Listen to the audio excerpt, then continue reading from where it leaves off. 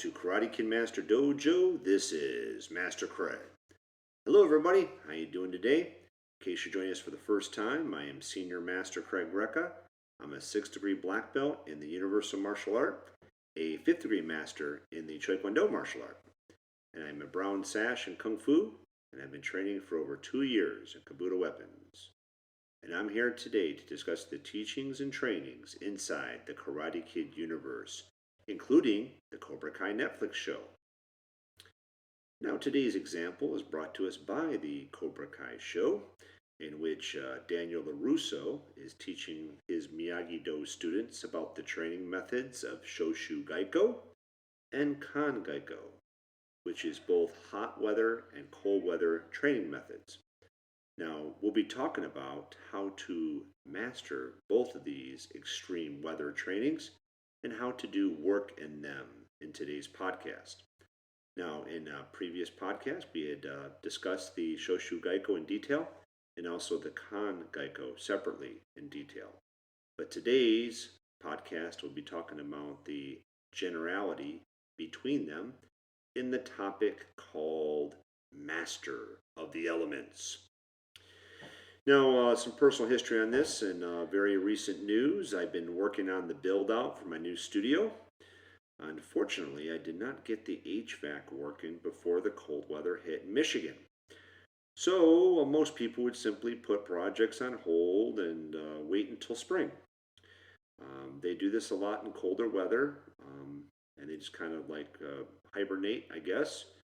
But one of the lessons I've learned is that you can work in all climates if you make certain adjustments and have the discipline to do so. So I'm trying to go against the norm and get as much done in the wintertime here to be ahead of the game in spring. So our work task today, we'll be talking about how to work in these different elements. First one is to make sure that you dress appropriately. Okay, so in cold weather, you want to make sure that you dress in layers, and also to wear a hat or gloves when necessary in order to brave those colder climates. If you're in the warmer climates, you want to make sure that you're wearing like shorts and maybe a tank top in order for you to be able to tolerate that hotter weather. Now, in both climates, you want to make sure that you have a change of clothes so that when you go back into the normal temperature, you'll be able to be ready for that. Okay, so that's why it's important to dress in layers in the wintertime, and also make sure that you bring an extra set of clothes to go when you go back into the AC or the air conditioning. Also, too, when you're doing your work tasks, you want to make sure you bring methods to heat or cool your environment by the use of heaters and or fans. Okay, so for example, I'm in Michigan working on the new studio. I have a Mr. Heater that I use in order to heat up the area so that I can tolerate and be able to work. The next one is make sure that you water up. Okay, this is, a lot of people think you only have to drink water when it's hot. But you also have to make sure that you stay hydrated in the colder weather as well. That will help you to be able to tolerate those environments a little bit better, and of course help you with dryness and or humidity. Also to bring snacks to keep your energy level up. Okay, so at the studio I have some whole grain type crackers that I can use to eat a little bit in order to keep my energy level up and to keep my blood sugar level during the working. Now this next one's a little bit controversial, but it works for me, so I thought I'd share it. I put a funny name on it. I called it Liquid Courage. A lot of times people use that for for alcohol, but I'm talking about the use of caffeine moderately. Okay, so when you're doing a long day, for example, sometimes I work 8 hours and then I try to work another 4. I use a little bit of caffeine to help me to continue to work, and this will help you to complete your projects. Okay, so I use energy drinks or tea or pop or soda. Up here we call it pop, in order to help me to keep moving. But as I said before, make sure you drink water. So you gotta make sure you drink water so you don't get dehydrated. So that's why I said use it moderately. Most of the time I sip on it just to have a little extra caffeine. Also, too, you want to make sure that you do work tasks that can help benefit your environment or that can be done in those temperatures. So, for example, right now in Michigan, wouldn't be that smart to try and paint because normally you want to be over 50 degrees when you're painting. So, it wouldn't be that good of an idea to paint right now. Okay, I'm currently working on insulation, so that's perfect in the cold weather. Um, Make sure you take breaks. Okay, most hourly employees they understand this because they don't want to work too hard without a break at their job because they're just working for somebody else. So a lot of times hourly employees know this. So when you're self-employed or you're doing your project at home, you can take breaks, okay, to make sure that you get a chance to rest. Pace is important. Okay, you have to pace yourself as you work so that you get more done. Okay, some people work really, really, really hard on something and they burn themselves out and then they stop. Okay, and of course the tortoise and the hare, the tortoise always wins. So pace is important to make sure that you're getting things done and that you can keep on working. Now, I put down here music is a must. Okay, so I always have music playing when I'm working at the studio or on the work site. So you got music going. I use Spotify, and I have a few different playlists that I use in order to keep the motivation up. I'm thinking about making a new one. I had an idea for a new one that I'm going to be doing, so I thought I would do that as well, so I can jam while I'm getting my work done. Okay.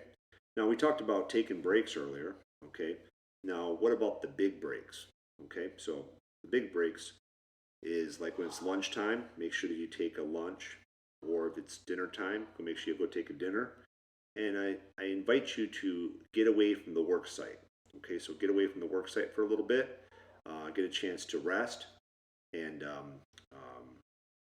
recollect your thoughts, your mental state. Okay, it's good to do that, to eat in peace.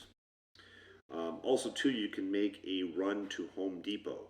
Okay, I do it for a break, and also you can get more supplies. Okay, so when you're working and you run out of stuff, like I just ran out of tape today, I'll have to go back to Home Depot to get more tape to finish my project. Okay, usually I make a list, so I'm not going there just for one thing, so I can also be productive. Okay, now one of the things that I invite you to do when you're doing your work task, whether you're redoing a bedroom or you're working on your business or working on your martial arts studio, is to do what I call assessing before you start and assessing after you're done for the day. Okay? Now, those assessments will help you to be able to plan ahead. Okay? So you plan ahead of time what you're doing in order for you to be more effective, more productive, which is one of the themes of our podcast. Now, the last thing is spend the time.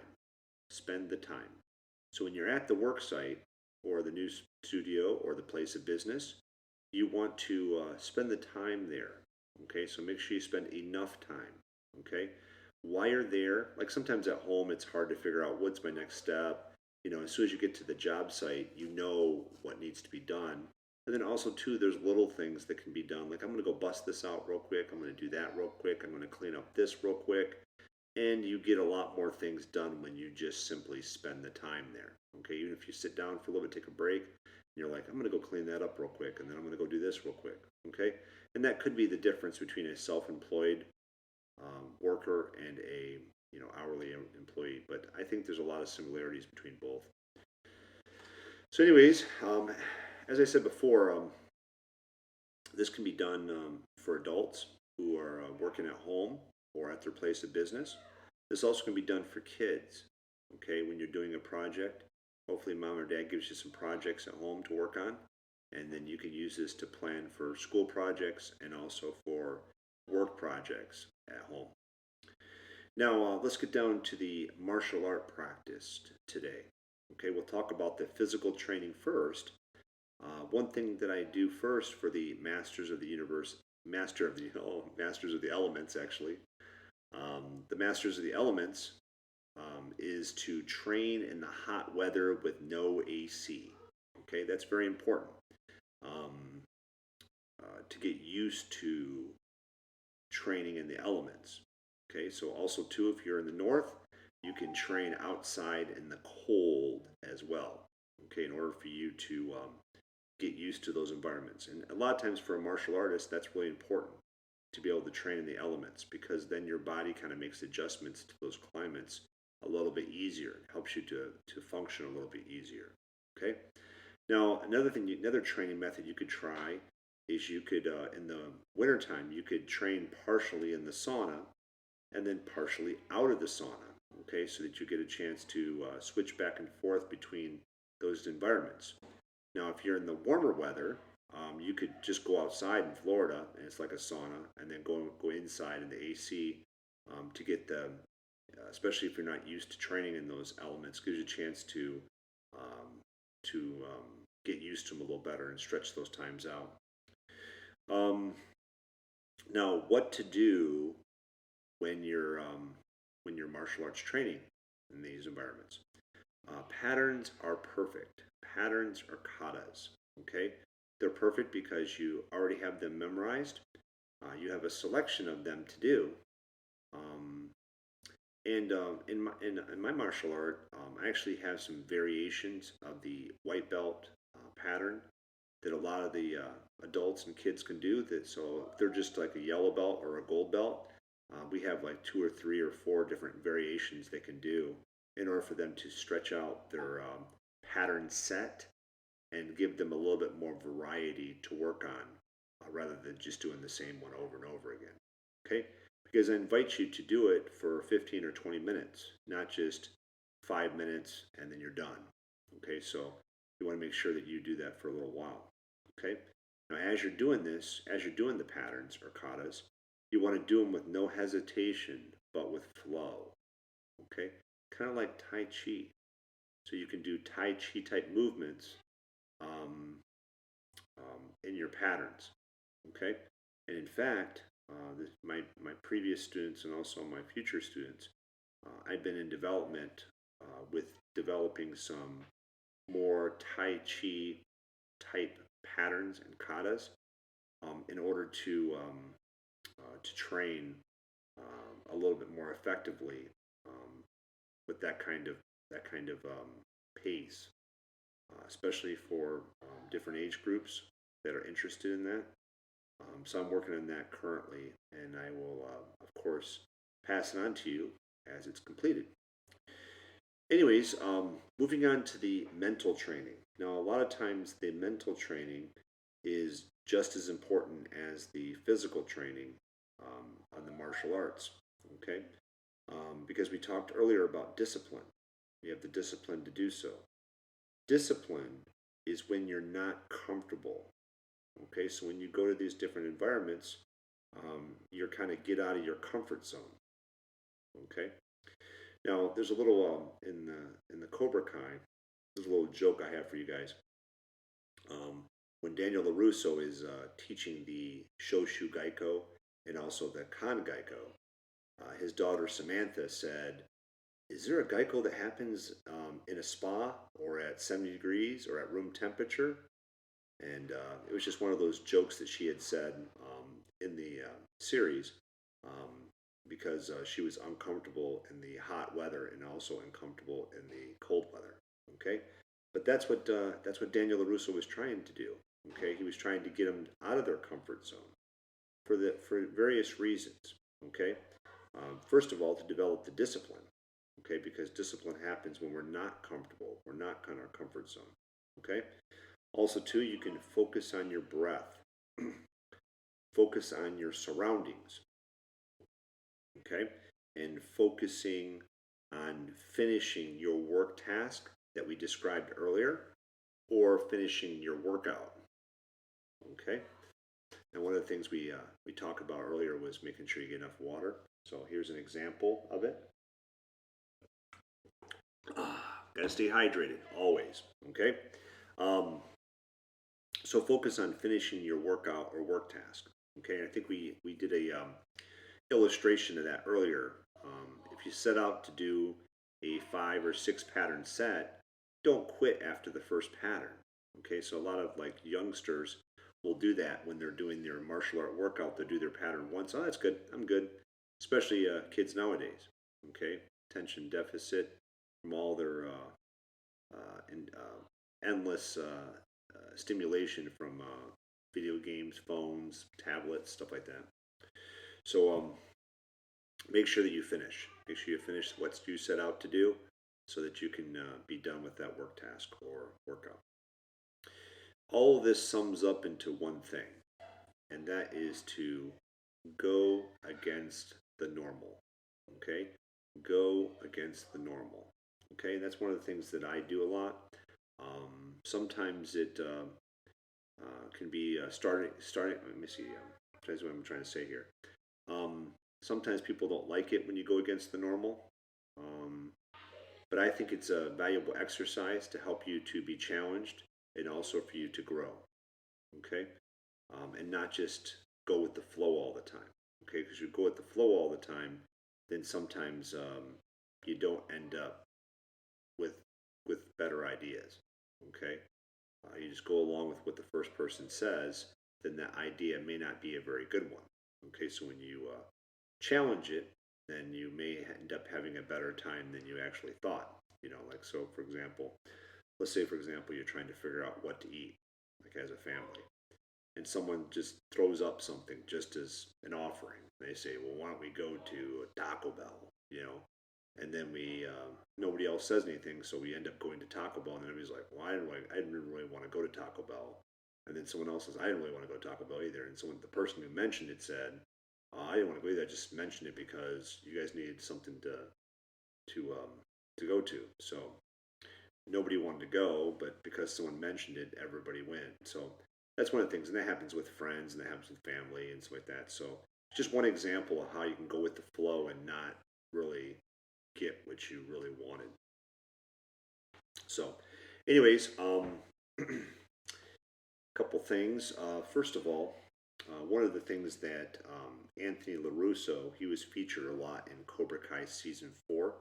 One of the things he said earlier on, he said, is it still just chores, or is there any actual karate?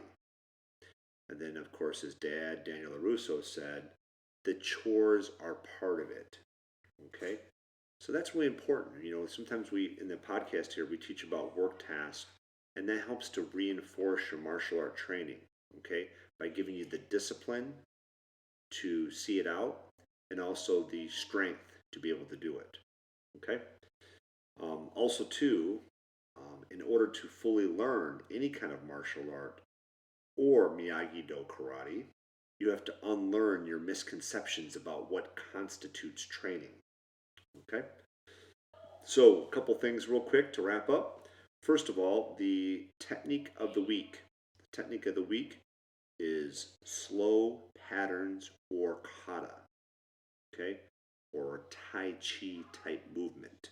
That is the technique or techniques of the week, okay? So practice it, okay? Take your patterns and have fun doing them, okay? Different ways, do them slower, do them, more rhythmic, do them music. And it's kind of funny because when I recorded this podcast, this is actually the second time I recorded it because the first time the microphone messed up. And I kind of skipped ahead. Sometimes I do that with my mind, and I actually said the secret phrase already for this week. So I'm going to say it again, and hopefully you guys don't pick up on it earlier. But the secret phrase this week is Masters of the Universe. Okay?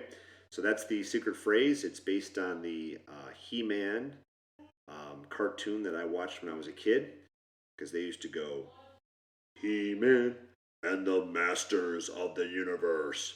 And that's where I got the idea for the topic today for Masters of the Elements. Okay? To take that Sho-Chu Geiko and the Kan Geiko, put them together, and see how to utilize them better. Okay, so anyways, I hope that you guys enjoy the rest of your day and the rest of your week. Remember that we're here every week learning martial arts through everyday work, thus creating life around you, increased productivity, and a better world. So take care, everybody. And this is Karate Kid Master Dojo. This is Master Craig. Take care, everybody. Have a great day. Bye-bye.